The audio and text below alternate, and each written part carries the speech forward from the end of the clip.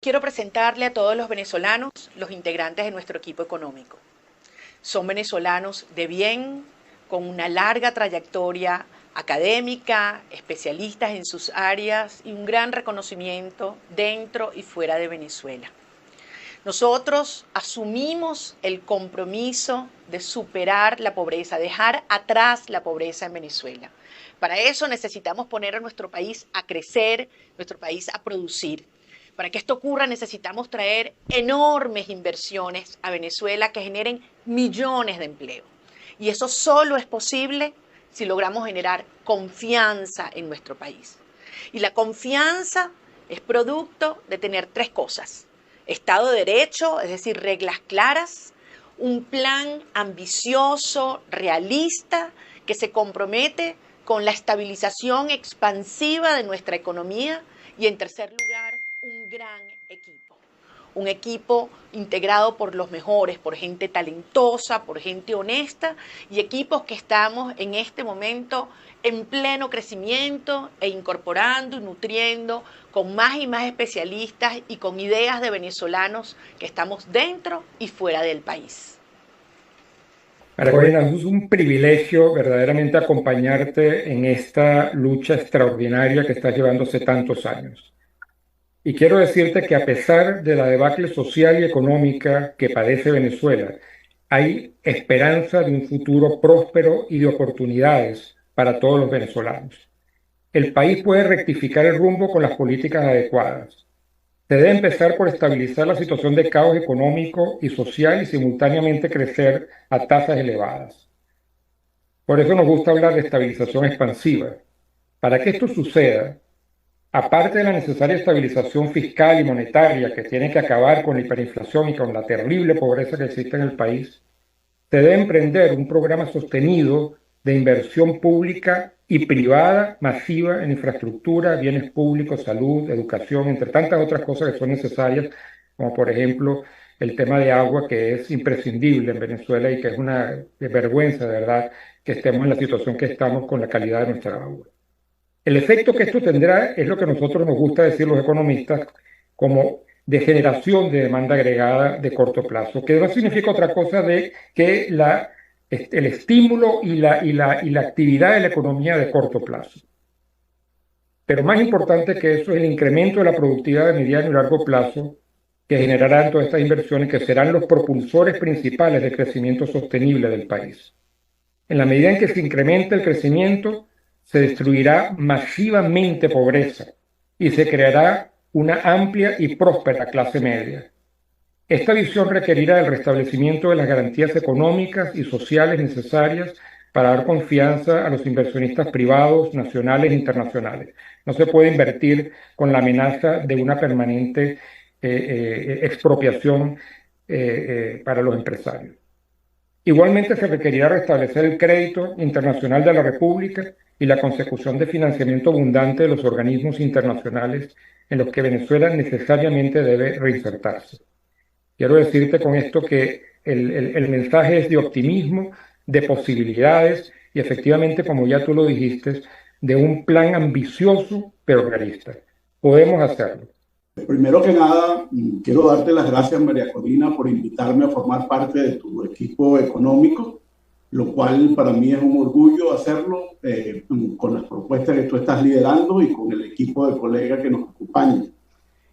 Para lograr estos objetivos que hemos mencionado de una recuperación expansiva y lograr un crecimiento sostenido a largo plazo, es evidente que Venezuela necesita un plan financiero y fiscal de corto, mediano y largo plazo, dado que el país, como está actualmente, confronta serias restricciones financieras.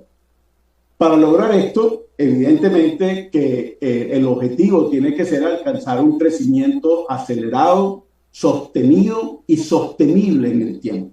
Y eso requiere reinsertar a Venezuela en el sistema financiero internacional.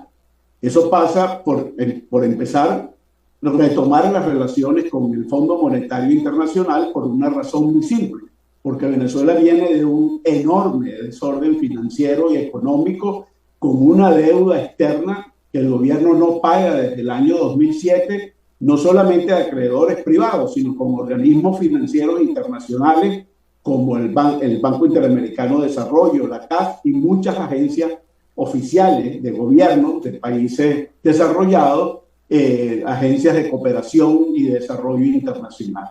Por lo tanto, ese plan financiero tiene que empezar por reinsertarnos en el sistema financiero internacional, empezando, como dije, con el Fondo Monetario Internacional, para presentarles nuestras propuestas de una recuperación expansiva de Venezuela. Eso es factible, Venezuela tiene los recursos para hacerlo, y eso pasa también por restablecer las relaciones con los acreedores privados internacionales.